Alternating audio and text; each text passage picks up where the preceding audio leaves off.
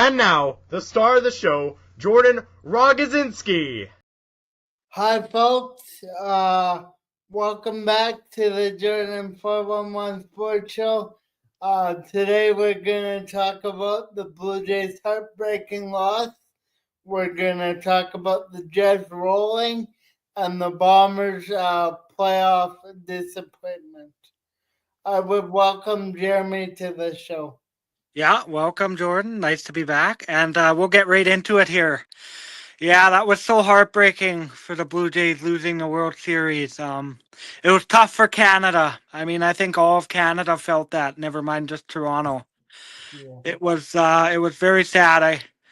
I just looking after the game, you saw a kid crying and you saw the people's faces in the crowd. It was like utter shock and disbelief. Just how close they were, and they just couldn't finish. They were literally one hit away. All they needed was one base hit, and they couldn't do it. Well, anyway, I'll leave Jordan to get into the game analysis. Well, first off, congratulations to the Dodgers for winning. I think the top of third was fun with Bichette hitting a home run. It was a free run homer, so that was fun. That gave us hope at least. And then Chris Bassett in the bottom of the sixth inning gave up. Was it 2 runs? Yeah, it was 2 runs, and then that kind of got everyone worried and anxious and on their edge of their seats again because the Dodgers pulled closer to within a run. And then Andre, I hope I'm saying this right, Andre Hernandez? No, Andre Hernandez. Andre Hernandez, he hit a ball to the wall and he drove in 2 runs, so that made it 4-2 for the Blue Jays. And another thing I want to talk about, I've never seen this before, again involving Andre. How do you say it, Jordan? Andre Hernandez. Hernandez. Andre Hernandez was the Dodger pitcher Wobaleski. He hit him 3 times in a row. It's almost like he was targeting him. I've never seen that before. And he jawed at the pitcher, and there was some colorful language exchange. And then the pitcher started walking towards them, and the whole dugout cleared. Yeah. Both dugout cleared. All the managers were on the field. Even the people in the bullpen cleared. I've never seen that. But the intensity in a Game 7 is so high, right? It's for everything. It's for the World Series. Yeah. So I wasn't shocked to see that at all. No, I wasn't either. And boy, that Yamamoto, that Dodger pitcher, is a good find for the Dodgers. They have some. Did a good job. Oh yeah, they have some very good Japanese players. That's for sure. Yeah. Yeah, but no, looking back at the season, it was a very good season for the Blue Jays, and I think if they keep this team together, they can make a run at it again next year. Yeah. So I don't, I don't think it's the end. I think if they can keep it together, they could be back there next year. Yeah. I would say they made me more of a baseball fan than I ever have been in my life. I will be definitely, I don't know if I'll watch all 162 games, but I'll definitely keep better track of it. Yeah, and even me, I'm not a big baseball fan, but I was watching it, and I don't watch it. And cool, you got to learn all the players, and that's what a playoff run does, right? It brings everyone together. It brings awareness to the team, right? It's like if the Jets would make a Stanley Cup final run, same thing. Yeah, same thing. Speaking of the Jets, now we'll transition to the Jets. The Jets have been rolling lately. Here's Jordan to talk about the game against Minnesota. Well, that first off, Gabriel Velarde's been really hot. Yeah. I believe it's 4 or 5 games with a goal now. And that one he scored, and Bloody Domestica scored too, which he's been a really good depth piece this year. He's been putting the puck in the net. Of course, KFC, Kyle Connor, got the overtime winner in that one. And that one we were very relentless. We were in the offensive zone a lot. And, good old Central Division matchup. Yeah, no. And then the next game, they played Chicago. That game was kind of a sleeper. The Jets killed them 6-3. Chicago will be good one day, but they're young, they're rebuilding, so it'll take a while. But the top line has been playing unbelievable. Kyle Connor, Velarde, and Shifley, they're definitely worth the money we're paying them, that's for sure. Yeah, definitely. Yeah, and then Velarde scored again. Vladislav Nemestikov got another goal. And the top line rolled. And yeah, it was another good game. The Jets won 6-3. I did want to mention unlucky bounce for Connor Halbach on that one Chicago goal. Yeah, it sucked because he gets caught like that a lot where he goes behind the net. He seems to leave his net a lot compared to other NHL goalies. I get it helps on the breakout, like it helped to settle the puck down and make it easier to break out, but yeah, it's just a fluke thing that happens. I guess it hits something on the boards and he's behind the net and it's a wide open net for the other team. Easy goal. Yep. Well, and the last game of the week was Pittsburgh. I'll be honest, we didn't watch any of it. We watched bits and pieces because we were watching the Bomber game against Montreal. It was good in the second half, but it was disappointing. We'll get into that in a second. Yeah. But yeah, it was nice to see Sidney Crosby in town. It's always fun when he's in town. And I will say this: Kyle Connor kind of had a unique goal. He was on the penalty kill, and the goalie threw a stick at him when he stole the puck on the penalty kill.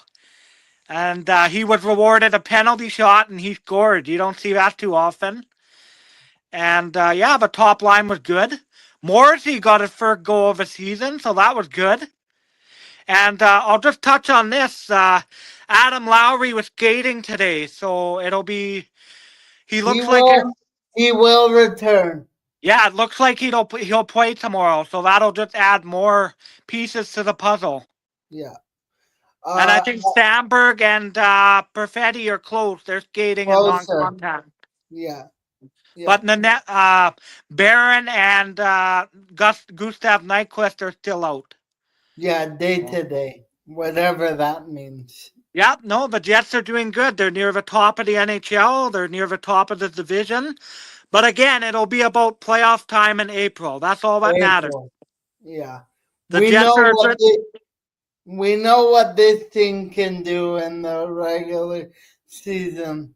Yeah, we already know it. Just to get our seeding and to make the playoff. That's basically what the regular season is. Yeah, no, for sure. And yeah, no, it'll be it'll all that matters is April. And you know, they took a step last year. They won 2 rounds, so let's see if they can take another step and make it to round 3. Yep. And then now we'll get into the main event, the Bombers. Can I take that, please? Yeah, the Bombers. They played Montreal Eastern semifinal on Saturday. They lost 42-33, and I'll leave Jordan to start the recap. Well, the first half, the first play wasn't good. A 2-yard frame pass to Carrick Weefall. So, and our defense played like garbage. We didn't play that good at all on defense. No pressure. Send free, drop 9. I think they gotta really examine that in the offseason. That still works. And maybe get some new D linemen. Yeah, and I would add too some new O linemen maybe. Yeah. and a backup quarterback. But that'll be for another show in a couple weeks after the Grey Cup for our off-season preview show in 2 weeks from today. Yeah, no, my thoughts, just not good enough offensively all year, kind of up and down. They had some moments, and then they had some moments where you go, huh? And then yeah, that Jason Hogan, he frustrates me to no end. I hope he's not back. I hope he's fired by the end of the week. That would be my wish. But knowing Mike O'Shea, he'll be back next year. He's loyal to a fault. So Well, actually, Mike O'Shea going into his final year of his contract. I didn't know that. next year Yeah. or And this year. this year coming is his final year. And Oh, Kyle okay. Walters too. Oh, So that'll be interesting. that will be interesting. Oh, that goes, yeah. Because Yeah. I don't know if they'll want to be a part of a rebuild. Yeah. Because it's eventually going to happen. Oh, yeah. We have lots of older veterans like Willie Jefferson and Coloros and Pat Neufeld. Pat Neufeld, Stanley Bryant. Like, eventually it has to end, you know. But I will say this. It's pretty amazing that the Bombers have made it to 5 straight Grey Cup. Most teams would dream of that kind of success. Yeah. You know, Rider fans clown and mock us, but you know what? They haven't made it to 5 straight Grey Cups. Yeah. So, yeah, some of the comments on social media is just wild between Rider and Bomber fans. Yeah. Like, they haven't won their game yet. BC ain't no joke. They could lose. Yeah. And my prediction is they will lose. Yeah. And another thing is, if Trevor Harris would go down, they really don't have, like, Jigmare serviceable better than Strudler, but he is a pick machine. So they're basically banking on their good O-line and Trevor Harris to stay healthy and their defense to carry them to the breakup. Yeah, and another thing I'll add about the Bombers' offseason needs is they need a backup quarterback. With Zach Calero going to be 37, you need a guy that can come in and throw. Because if he's going to get injured, like it's just part of being old in football. Football's a young man game. It's not an old man sport. So baseball, you can play till you're 41 like Max Scherzer and be psycho, but football, not so much. Yeah. That guy is psycho. Oh, he's psycho, eh? How he goes like there before he pitches. And I love that with him and the manager. That was wild. I'm not coming out of the game. Yeah. Yeah, no. Yeah, no. It'll be interesting what the Blue Jays do next year for sure. They got to re-sign some guys, and there'll be some guys that'll leave, but I think most will be back. They'll want to take another run at it for sure. Yeah. What do we think about the Bomber free agents? Oh, Vera's up, Dempke's up, Willie, Neufeld, Bryant. They'll all want to come back, but I don't think they will all be back. Yeah. Schoen, I'd say forget about him. He's done. Vera, sign him if you can, but not 230,000. No. You need a new coordinator. Yeah, that's the biggest thing. Because he won't sign if he's not being used, and I wouldn't blame him. Yeah, that's the biggest thing is we need an offensive coordinator that's experienced. Yeah. That actually, and he's the running back coach. That's the weirdest thing to me. He should know what Brady can do and that he was the best player on the field and the MOP of last year. I don't get it. And I don't think I ever will. Yeah, I know. It's just frustrating. This whole year was just frustrating. Some of the play calls, like he's at the 5-yard line and Coloros was dropping back to pass.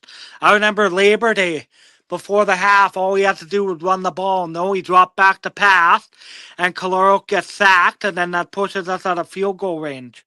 Yeah. Oh, just Well, little things like that, inconsistency. But some of it was coaching, some of it was players, right? yeah. Well, that did say in his exit interview to the media that our passing game does need to get better, which Oh, yeah, that's for sure. He true. can't throw that many interceptions. That's not No, a good no, recipe for success. no. Well, now we'll preview the other two CFL finals, eh? Yep. Well, Montreal and Hamilton.